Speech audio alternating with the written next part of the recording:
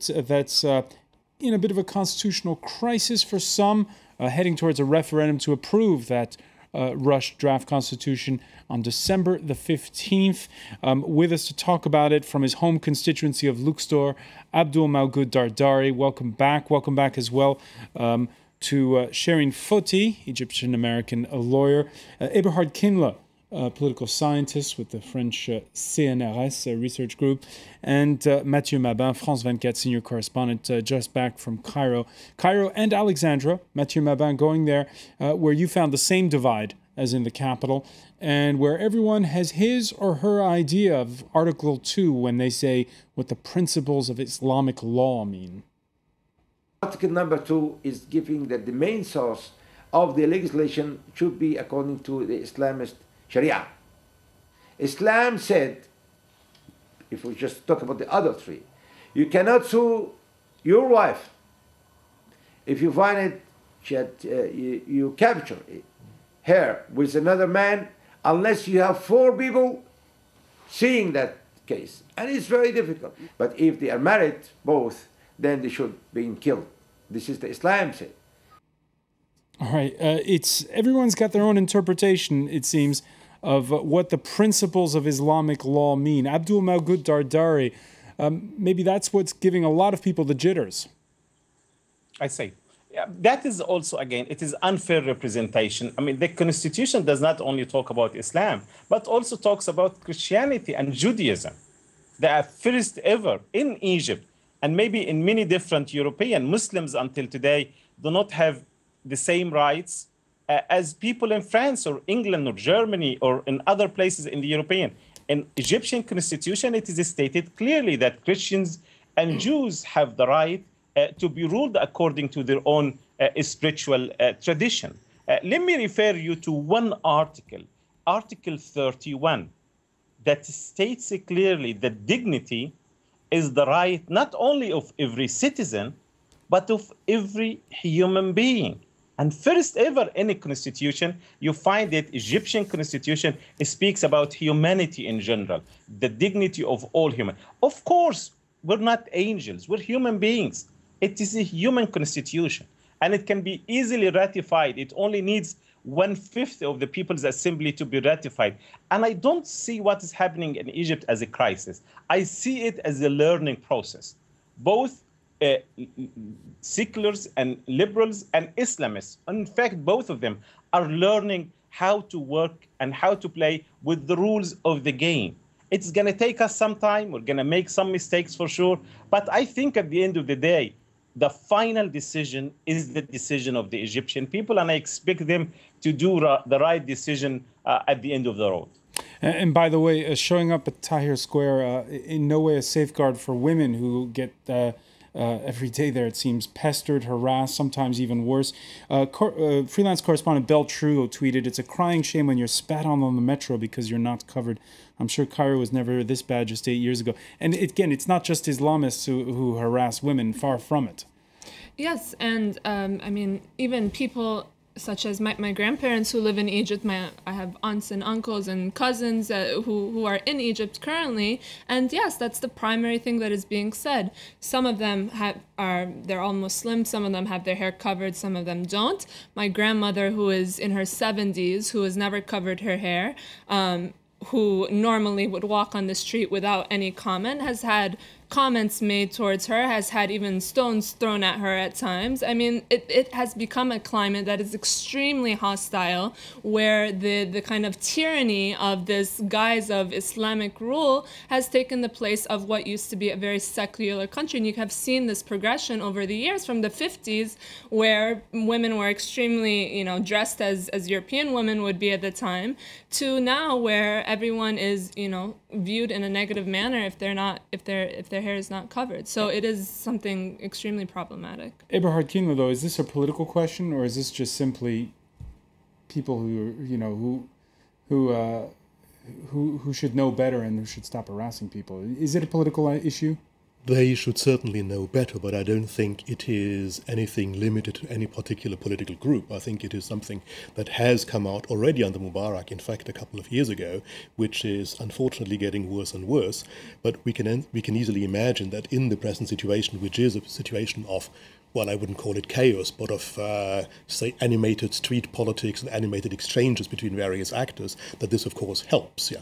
But I wanted to come back to some other issue, and I think that is, of course, the famous Article 2. It seems to me that we talk a little too much about that, but indeed, this article has been around for quite some time.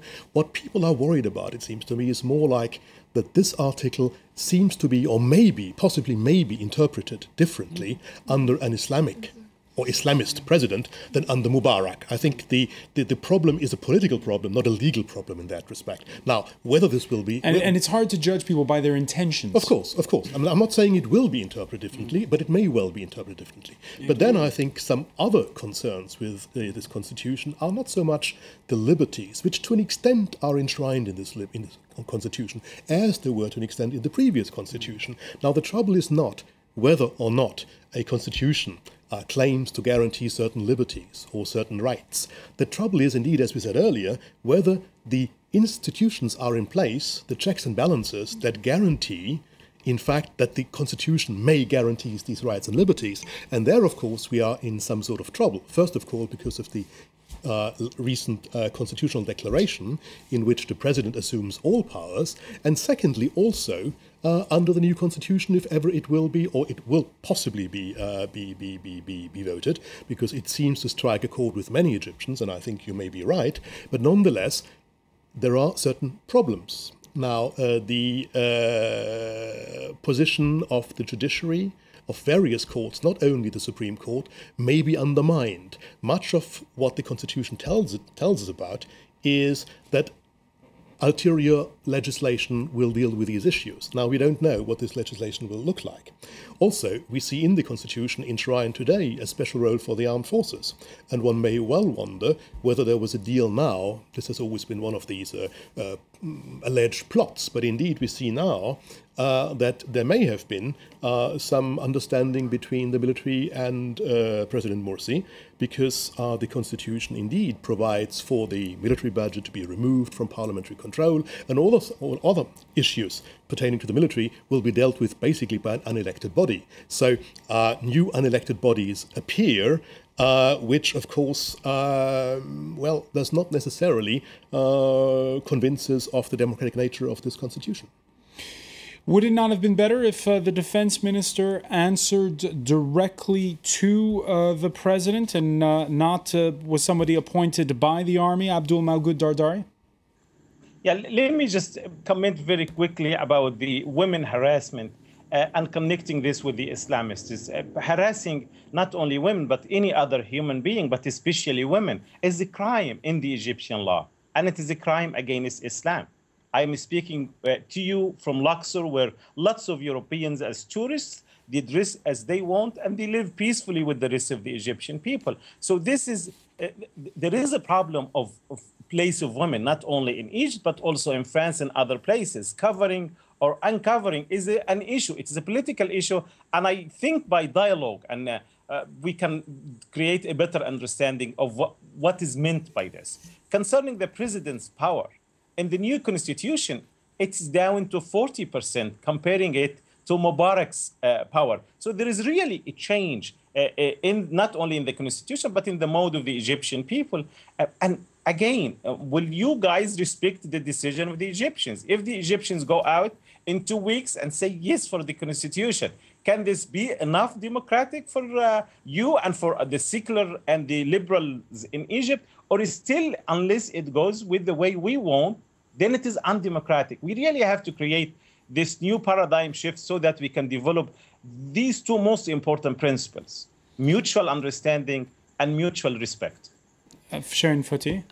Sir, you speak so much about the democratic nature of Morsi's government, but if you look really at the policies and compare Mubarak's government and Morsi's current government on almost every issue, especially in terms of the international understanding of the role of Egypt in the region, what you see is an almost identical copy of what Mubarak's former policies were under Morsi. You see the continuation of the neoliberal policies with this potential acceptance still pending of the IMF loan of $4.8 billion, which comes along with a whole set of certain conditions, austerity conditions. But without that money, what happens to Egypt? I mean, they need the money now. They need money, but there's a way to separate Egypt's autonomy from the role of these institutions, the control of these international institutions, which we've seen time and time again, their negative role in countries, especially countries that are trying to develop a system of civil society, of democratic rule. This type of financial control serves to continue allowing international forces to continue holding a grasp upon Egypt's democratic development. And secondly, we see this continuation of the Camp David paradigm. Even with the recent actions of Morsi in Gaza, there were still deals going on, accords being made with the Israeli parties, which did not necessarily change the entire structure and role of Egypt in the region. So I think it's important to remember that these key issues have remained unchanged. They have kept Egypt in a place of submission and a lack of, have not given them an adequate amount of autonomy in the region, of self-fulfillment, of progression of their own economy for their own benefit. And that's something that Egyptians are furious about and have voiced their concerns about in the demonstrations against Morsi. Bringing Hamas in Gaza into the fold with Morsi acting as power broker, you're seeing that as a negative thing? I think that it was a political play by Morsi. So it's something similar to what we've seen under Mubarak. Mubarak would negotiate and have a certain relationship with the Israelis, but have these occasional public relations stunts with, members, Palestinians, either with Hamas or Fatah, to demonstrate a certain kind of solidarity with the Palestinian people, which is obviously false based on what's going on behind the scenes. So it's for the benefit of the people to kind of think that he's doing something positive for the Palestinians. Mathieu Mabin, you had the privilege of both going to see what was going on during those military operations and then moving on to Cairo. The situation, the way it unfolded this time around with the Israeli military operations and the Hamas rockets was not at all the same as it was 4 years ago. No. The operation was really different. What was very surprising is that it was to see Mr. Morsi, a so young president with a so fragile democracy in Egypt, taking part so strongly in such a big issue. It was astonishing to see Mrs. Clinton giving a benediction to that kind of agreement with a strong influence of Mr. Morsi. And we were not really surprised to see Mr. Morsi the day after he signed the agreement between Israel and Hamas, taking all the power in Egypt. He had the blessing of the international community for the marvelous job he's done to bring peace in Gaza. The day after, he takes power. And just before he brought the constitutional crisis to a head, the new Egyptian president basked in the glory of that brokering that truce with Gaza. There you see images of him with Hillary Clinton. She was dispatched to Cairo after a series of phone calls between Morsi and Barack Obama. Yet when he spoke to Time magazine in a broad-ranging interview where he recalled his love of American football, his days teaching engineering in Southern California, where friends called him Mo, Morsi also insisted that these are different times. I think I'm starting a new era, he said, based on balanced mutual benefits relationship which should be respected from all sides. Africa, the Arab world, the Islamic world, European Union, Russia, and China. Abdul Malkout Dardari, is Egypt's foreign policy really going to be different under Morsi? Oh, way different. But it is unfair at all to compare Morsi's days with Mubarak's days. I mean, look at the situation, the examples mentioned in the program. Look at the situation in Gaza. Look at how many lives Morsi's decisions and the stand saved the poor people of Gaza. During Mubarak, hundreds got killed with the silence of the Europeans and with the support of Mubarak himself. The fact that Morsi intervened very clearly, that this is not going to happen. Egypt now is very different. This is number one. Number two is the IMF loan. Now we're blamed if we take it, and we're blamed if we don't. What can we do to the corruption of 30 years that the European powers and the United States knew of and were silent and turned the blind eye on the corruption of Mubarak? The country is in really bad shape economically, and we had to do something to this. It is a step. It may be not the right step, but it's a step.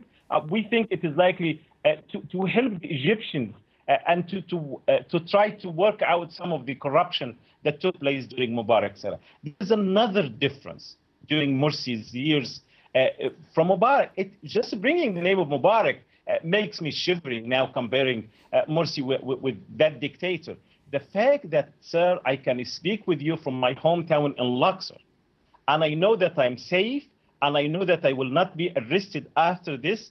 During Mubarak's era, my lectures, I'm a university professor by profession, my lectures were taped inside the classroom. Now I know I speak with you, and then once we're done, I'm going to put that video on my Facebook. People will read it. And today we had a meeting with the Freedom and Justice Party trying to choose to select those who are going to run for the election, the parliamentary election. That was unheard of during Mubarak's days. Oh, please, don't compare Morsi with Mubarak again. Mubarak was never elected. Morsi was elected. Eberhard Kindler, final word on this. Your thoughts when you see this process and the way it's evolving, I guess compared to the way it's evolving in neighboring Tunisia, where it's also proving to be a rough and tumble road at times. Well, I suppose there are hiccups everywhere, in Tunisia, in Egypt. Egypt certainly has come a long way, and I don't think that anybody weeps tears about the departure of President Mubarak. I don't think so. I certainly don't. Now, the question is whether indeed things will improve.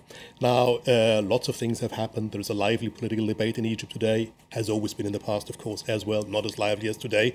There are real issues to be debated and to be fought about in the country, and I think it's only healthy that people fight about these issues. That is, after all, democracy. Democracy is nothing else but a mechanism to resolve conflict peacefully.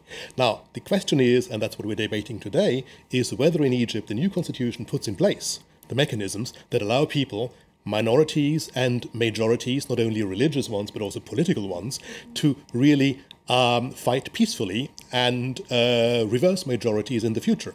Now, that depends crucially on checks and balances, and I suppose for the moment we see that the Egyptian constitution that we have read so far is a little short on guarantees in that respect. All right, and that's where we're going to leave it. But I want to thank you, Eberhard Kindler. I want to thank Shireen Fouti and Mathieu Mabin. I want to thank Abdul Malkout Dardari for joining us from Luxor. And thank you for being with us here in the France 24 debate.